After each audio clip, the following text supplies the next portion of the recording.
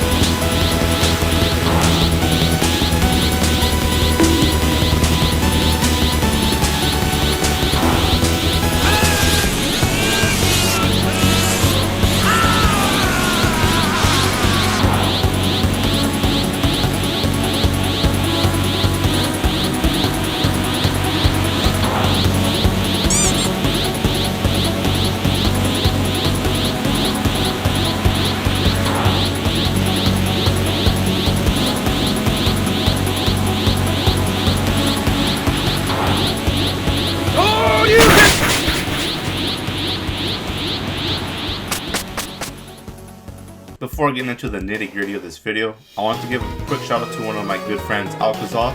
He helped me a lot with the brainstorming and kind of planning of this video, so if you guys will be so kind, I'm going to leave his Smogon page in the description of this video, so go check it out, talk to him, tell him I sent you guys. So now, without further ado, let's get straight into this.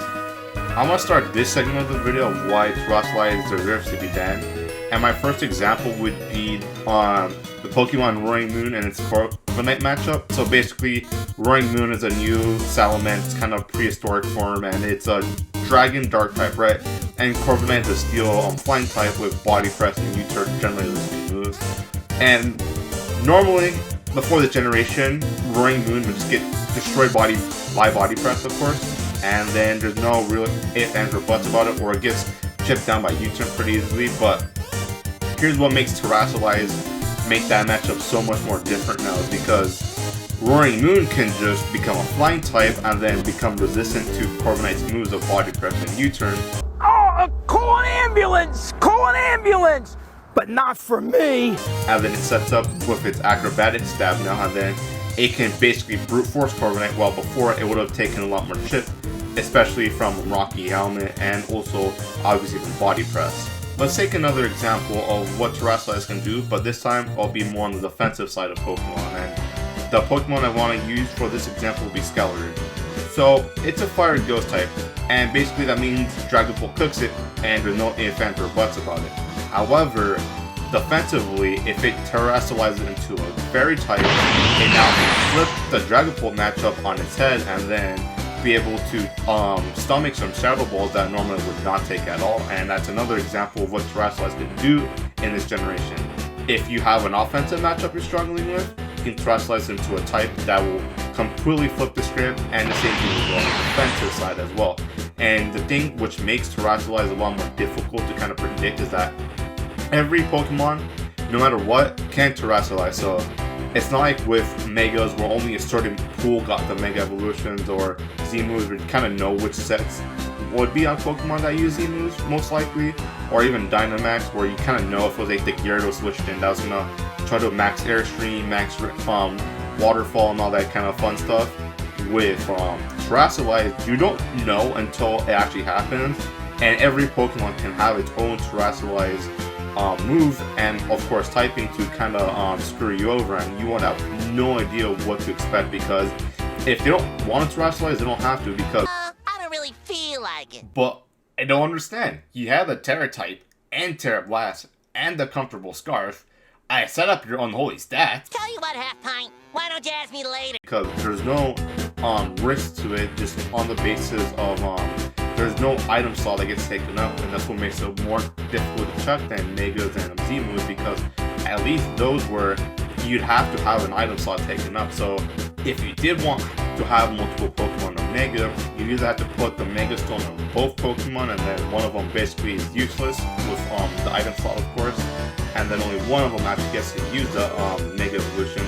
Same thing goes with Z moves. However, with Terrastalize, you don't have that risk of losing that precious item slot. So whatever matchup you need for your opponent Pokemon, you're more than free to just, okay, maybe I won't use Water Annihilape, which is broken, by the way. That's another topic for another day. Maybe that's a video soon. But maybe if you want to use the Water type Annihilape, you can use the Fairy type Skeletor, or if you need to get more offensive firepower, why not just use the Grass type Terra Blast Chiyu? And that's another thing which kind of exemplifies why people might want to have Terrastalize get banned, because the Terra Blast is basically on almost every Pokemon, I believe, and then it has the quality of basically being a little bit of a stronger hidden power based on your Terra type, which means Dragapult basically gets an 80 base power physical fighting move, and that's pretty crazy just because that's even more coverage, and then it changes based on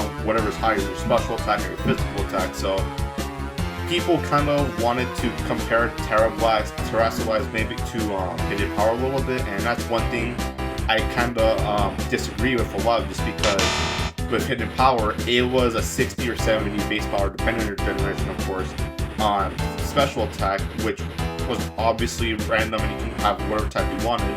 But the main thing which kind of held it back was that you needed to have a special attacker at all times.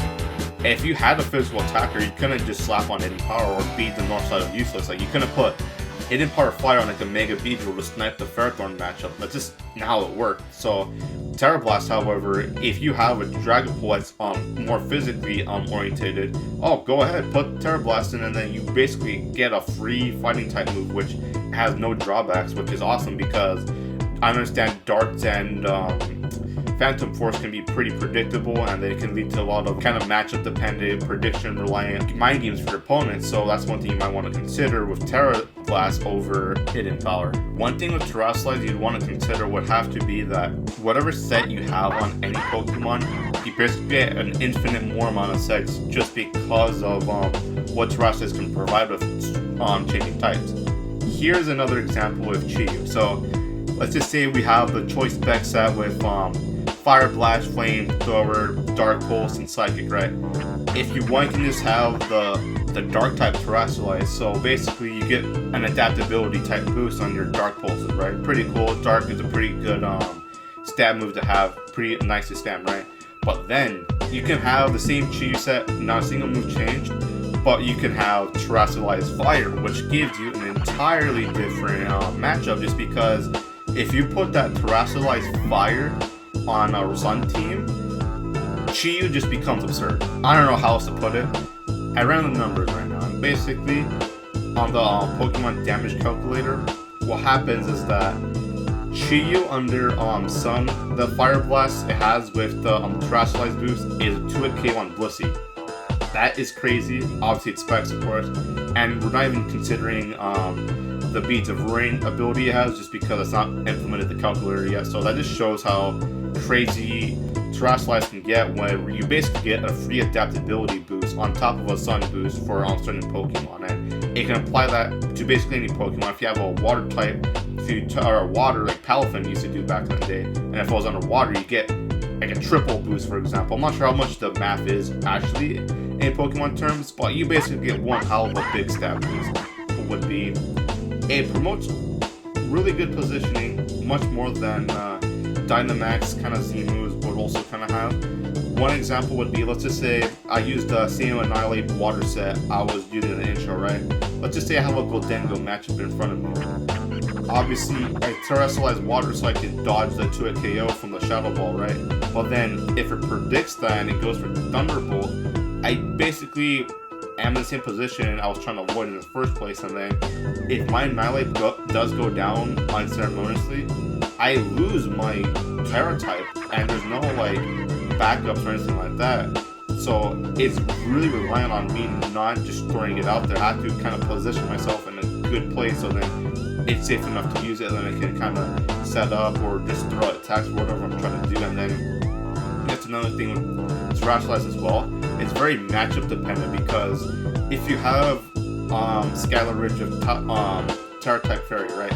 But then let's just say we kind of win the Dragapult matchup. Maybe that's the matchup we're trying to fish for, and then we Terra Fairy early. But then what happens is we kind of win one matchup, but then the next opponent will have a Goldengo, a Mixer Rain, and then because you switch from a Fire type to Fairy type, you also lost that matchup because you have one set to counter certain set of Pokemon, but then you just change your whole set of checks. But then sometimes you can do that to your own detriment. That's one thing Terrastalize does kind of punish you for. If you don't know what you're doing, or you just kind of throw it out there like you would maybe a previous game, you will get punished based on your opponent just kind of being able to maneuver around your Terra type, which maybe you should not have used. Instead, you maybe should have just stayed in your normal form, like I mentioned with the Skelridge matchup, where because you were a Fire type and you switched to a Fairy type, you still got quick with that Goldengo Steel Stab type. And then one thing, this is a little bit more intangible / subjective, but it makes the generation unique. Like other examples would be, I understand in Gen 5, it's known for the Weather War event, Sand, and Rain in particular, basically the main playstyles. I understand the Dragonite and other examples, but those are the prevalent playstyles. I understand they did remove Switzerland and Drizzle on the same team, but they still have the Drizzle Pokemon, so basically Palatoad, and then obviously they saw Tyranitar, Hippowdon, and all that fun stuff, and that's what kind of gives Gen 5 a little bit more uniqueness over, let's say, Gen 3, for example. I understand there was T-Tar, and that was also limited, but didn't have a good water type, at least in OU, for example, that couldn't just set the rain for free. That would be why I would want Terrastalize to stay in Gen 9, just because that's what gives it its own flavor from Gen 8, Gen 7, Gen 6, so on and so forth. It has this whole new layer of team building, preparation, picking up which type you want to use for your Terra, maybe you want to use a Terra Blast. It has a whole just unique set of circumstances which would make this generation more unique and special from the other ones, and trying to remove that would kind of hamper the experience, because remember in Gen 8 when before the DLCs were kind of dropping, when they added Dynamax, I remember how everyone was complaining about, oh, Teleport Wish Clef was unbreakable. I remember how people were complaining how it's so boring and stally and all those kind of negative attributes, because Gen 8 was just a weird time because we were waiting on DLC Pokemon. There was obviously Pokemon at the start of the generation which just got the Banhammer, and we removed the main mechanic which Game Freak obviously based their game around, which was Dynamax. I understand Dynamax was a lot more. You click the Dynamax, split him after your opponent was there, you set up and win. I understood that was also just broken on the other side of, instead of having too much defense, it was just way too much power creep and offense on that side. But because Terrastalize promotes both sides of Pokemon equally, both the more slow defensive teams and Pokemon, and also the more heavy hitters, fast Pokemon as well. It balances itself in that way where you can use it to curb offense, or you can use it to kind of get past your opponent's defense, and that's one thing that Terrastalize does have, and that's one thing that makes it a little bit more unique than Z-moves, which were more offensively geared, or Megas, which were mainly big power boosts as well. And that's why we should keep it. However, I do understand that the people who want it banned completely may not look eye to eye with the people who just want to have it stay with no consequences either. So you can also talk about some compromises. It's a unique situation where you can kind of cut some compromises with the nature of how Terrastalize works. So the first major one I see would be have Terrastalize in Team Preview, but I'm not a big fan of this one just because it goes back to the whole hidden power kind of comparison, where you would never have the hidden power type kind of revealed, and that's kind of a unpredictable, every Pokemon has it kind of gimmick similar to Terrastalize, obviously not on the same tier or level of course, but that's something we never had to do before, and I think Terrastalize being unique in that position where you kind of don't know where you're going into, but you also would understand that Annihilape would have Terrastalize Water, Scalric, Terrastalize Fairy, probably Roaring Moon or Gudingo will have the flying one so they can avoid the ground type move. So you can kind of use Inference Tuition with that, and that's one thing I kind of miss with the newer generations compared to playing some of the older ones, because I absolutely love playing the older gen, especially 1 and 2, and one thing that made those a little bit more unique was that because you didn't have Team Preview, you would kind of know, okay, you're going to have the Snorlax in both gens, you're going to have the Tauros in Gen 1, so on and so forth, but everything else, you kind of don't know what the opponent's team might be until they actually reveal it, and the fact that you have to play the game a little bit, you have to kind of make some inferences based on how they lead, how they kind of switch up from your opponent's moves and maybe some of your own moves. You can kind of figure out how your opponent's playing and also what Pokemon they might have in the back, which kind of sweepers they would have. You kind of can figure out they probably have like a hit HP Ice Electric type in the back, or they might lead off with it, who knows. And that's what kind of makes some of those gens a little bit more fun, because you have to be more patient, you have to scope out your opponent a lot more, you have to kind of make more educated guesses on how your opponent plays to what the rest of the team looks like. And Terrastalize does kind of bring some of that back, where now you have to kind of learn, okay, well, they don't use their Terrastalize on the Chiyu, so maybe their Gholdengo would be their Terra user, and maybe it's not a Scarf set, and maybe their sweeper such as a Roaring Moon or Dragonite will have it, and you don't really know that until you kind of play it, and that's what makes it a little bit more fun. I understand some people might say that, oh well, it's unpredictable, it's uncompetitive, but it goes back to the previous generation where, well, it's unpredictable because you don't know what your opponent's team is, but they kind of played without Team Preview for just about generation. So I think Terrastalize doesn't really need to have a team preview kind of nerf as well. But the next one would be limit the Terra to only one Pokemon per game. And that would basically mean that you can only have one Terra in the team builder, and I'm not really a big fan of that either, just because that inhibits team building a little bit, and here's why. If you are only limited to one Terra type per team, that would just mean it would make the Terrastalize Pokemon of your choice more of a win condition than a little bit more of a more fluid mechanic like Terrastalize was meant to be.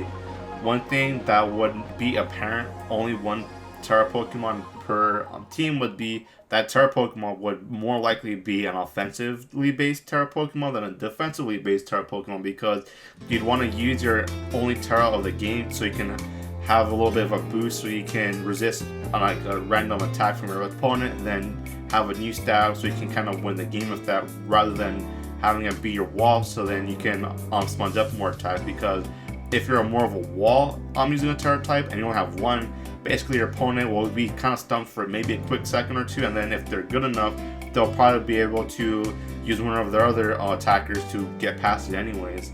So I don't think limiting your Terra to only one Pokemon per team really is the way to go either, just because that would more likely just be another sweeper rather than kind of being a more unique position depending on how your game's going, where you can make it defensively, or you can of course just make it more of an offensive boost as well.